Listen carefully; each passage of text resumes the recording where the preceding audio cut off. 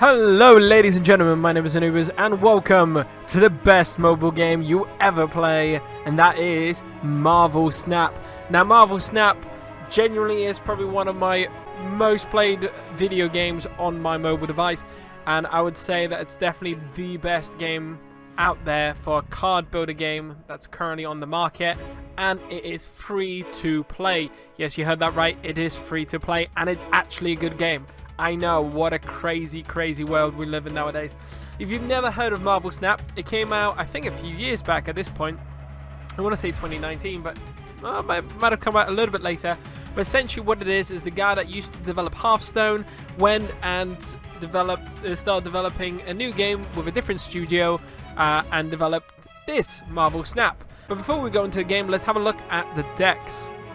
So you can see I have a lot of different cards here and they have a lot of different abilities. So the deck that we're going to be playing with is going to be the Anubis Black Panther deck that uses Wong quite effectively. So what we have, the way we're trying to structure this is obviously these will be shuffled and we'll get a random hand dealt to us with 3 cards at the start of the game, and we draw a card each turn. What we're looking to get is by turn 3 to have magic, so that way we can use her ability to basically extend the game for 1 extra round, then use Wong, Black Panther and Anubis all together in order to basically make them really powerful. If you get Wong down, Mystic can copy Wong. Wong triggers Black Panther multiple times and then Anubis like copies them all around. You'll see when we get into the game, it's just really powerful. And then we've got other few things here like Iron Heart and Silver Surfer in case the strategy doesn't really work out, because you kind of want to have a backup. So let's get right into it and we'll show you the game. So here we are in the game. As you can see, there's 6 turns to the game, and there's 3 locations. Each location will be revealed one after the other per turn, and then they all have different things to do. As you can see, Hala after 4 turns, or after turn 4, destroy all cards controlled by the player losing in this location. You can see that at the top, that's the score my opponent has, and this is the score I have for the location. The other thing to consider here is the glow. So you can see that he has initiative, which means his cards will show up first. And the game will end after turn 4. So if we don't end up getting magic next turn, oh, there she is, and apparently he didn't want to put it on the TVA. Okay, so by the looks of it, we're not going to win this, so we're going to try and retreat. What you can do is you can see here is, I'll retreat in a sec. You have this Tesseract. This Tesseract will give me 1 point on the ladder, but if I snap, it will become 2 points and then 4 points by the end of the game. But what can also happen is that the Tesseract will, you both can snap, which then doubles it. We'll retreat now. It doubles it, so it means that you get 8 points on the ladder, and it's really tactical because you can run away from games before this number gets up any higher. So if you really don't think that you're going to win the game, you can run away, which makes this a really unique gimmick of, well, it's not a gimmick, it makes it a unique kind of ability of trying to balance whether you think you're going to have the edge of your opponent or whether you think you should retreat. The other thing that it puts into balance is you obviously have to consider how much you're winning by, because your opponent might want to run away too. Okay, so that location is not great. Again, we want to get magic so we can get rid of that location. So what magic does essentially is when she lands on a location, she can change that location to be the land, which gives us 7 turns for the game instead of 6. And that way we can get rid of horrible locations like these ones that just throw rocks into our deck, which is not great. And again, we ended up without our starting deck. Honestly, these are some of the worst starting hands I've actually had. Like, I've been playing this for the last 2 hours, and these are genuinely some of the worst starting hands I've had. So hopefully, our next game is going to be a little bit better. Yeah, a little bit better. One would hope. Okie dokie. 3rd time lucky. Oh, that's a new thing. Oh, a chimichanga? Merge this with one of your cards here. Huh. Nice. How random. Again, we're hoping to get... Oh, that's not a good place to be for him. We're really hoping to get magic. I mean, look how many cards we're pulling, right? By the end of round 3, we have 7 cards. And, or by the start of round 3, I have 7 cards. And, like, the chances of not getting We're going to go there. The chances of not getting a magic in one of those 7 cards is absolutely like crazy. Like that's over half of your deck, and I didn't manage to get her. But we have managed to get magic now, but now we don't have Wong, which is another big part of the strategy. So let's go with the Silver Surfer, and we'll give the Silver Surfer the Chimichanga. To trying to get something on the board, to trying to maybe salvage this game back, but I don't think we're going to manage it. But you never know.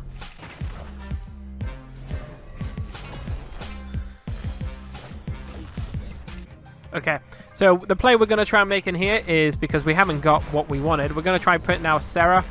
And what she does is she lowers the cost of all of our cards by 1, which is wonderful. Then we can get Mystique to copy that ability. And then we can put down Black Panther. That way we can get Sarah's ability twice, because Mystique copies the next card with an ongoing ability. That was a really poor choice, I think. Yeah, you're just giving yourself manuses for no reason. So there we go. She copies Sarah's ability, so now our cards are even cheaper. And there we go. We have taken control of this location, because Black Panther, as soon as he reveals, he doubles in power. So now what we can do is we can play this a few different ways. We can get Doom down. He puts down 2 Doom bots worth 5 on each location, which would match us here. We can use White Tiger. She'll put one card down that gives us an 8. So again, that could do something. We could put down Absorbing Man, which gives us the ability to use Black Panther's ability, which makes him an 8. There's a few different ways we can play this. I think what we're going to do is we're going to put down Absorbing Man, so that way we can get Black Panther's ability here and win that. And then what we can do is we can put down... Well, we can risk it. So no, we're going to guarantee it. So, and then we can put down the White Tiger and Ironheart in this location, which will give us an 8 plus whatever Ironheart will do. Probably want to snap for this, but the opponent has run away. Again, there's so many different combinations you can get this through. So as you can see, we gained a cube. For each level, you need to get 7 cubes. For every 7 cubes you get, you level up to the next stage. And the next coolest thing about this game is upgrades. So after each game, you will gain some boosters for your cards. So if we go and look at my collection, and we'll look at quality of cards. Cards start off like this. Pretty nice, plain, simple cards. They still look pretty, but they're nice and simple. Once you've upgraded them once, they break out of their border, which again, they look pretty cool. Once you upgrade them for a second time, you gain these. So they become 3-dimensional. That's awesome already. That's coming pretty cool. Once you upgrade the next time after that, you get a shiny logo, I believe. If I can find one. Oh, not a shiny logo. There's one between, but I can't remember. You get like a purple border. I think the background starts moving. Yeah, so you got effects of the background moving there, which again makes the card feel more alive and feel really nice and 3-dimensional. The next upgrade after that is the shiny border. So if we get something like the Hulkbuster, you got a nice shine to the logo. And then the one after that, you get a shiny border, which for example, or a glowy border, which for example with Gambit looks absolutely gorgeous with this nice streak. It's all 3D and looks just really cool. The parallaxing on this is amazing.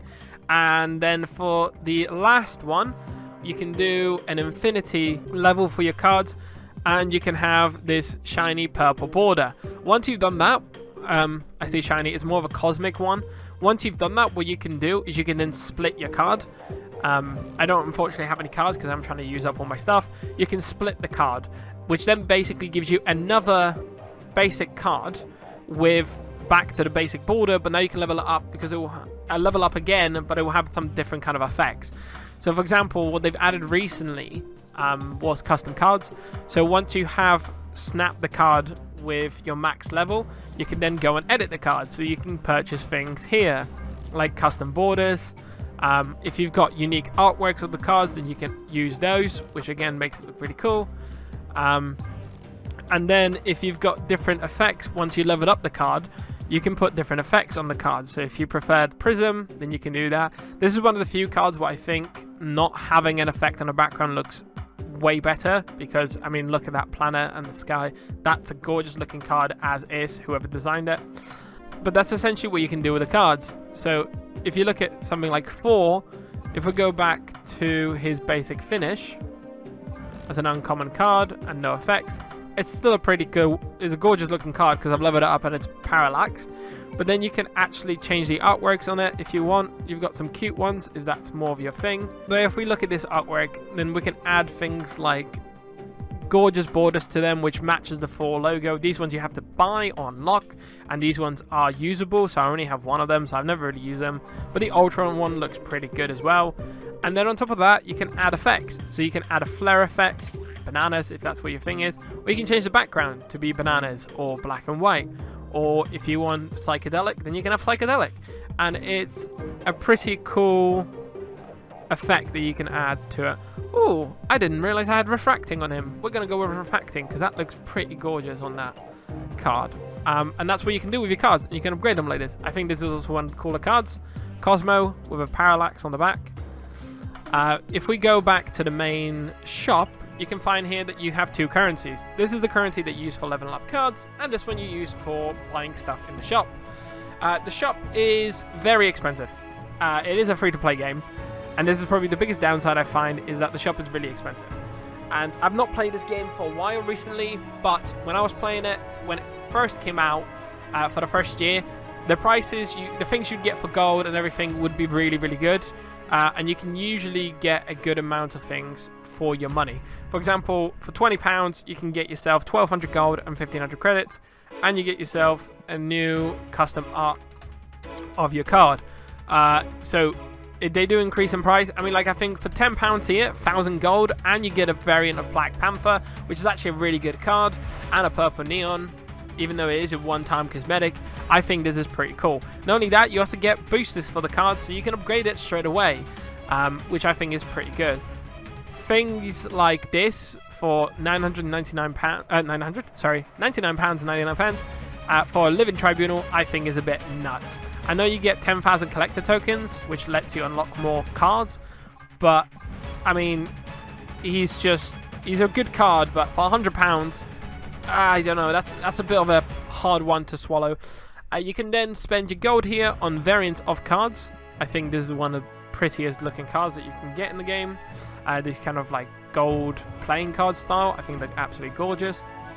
You can spend your money on these cards, or you can spend your money on avatars and customizations. As you play, you can also get token token points or token currency, which then lets you buy new cards that are from like the seasons. Or if you already have the card, you can get yourself some new artworks. I tend to go for this one. It's 1,000 points. I know these are specific ones you can get, but I tend to just find it's just better just to get a mystery one. You usually get 5 to 6 times the amount of cards, so I think it's just usually better. You can also upgrade your points. So if you don't have enough boosters, then you can use these to purchase the boosters and upgrade the card at the same time, but these are extremely overpriced for what they are, usually anyways. But that's to Infinity Split for 500 is not too bad, but I think that's because I'm just missing one booster.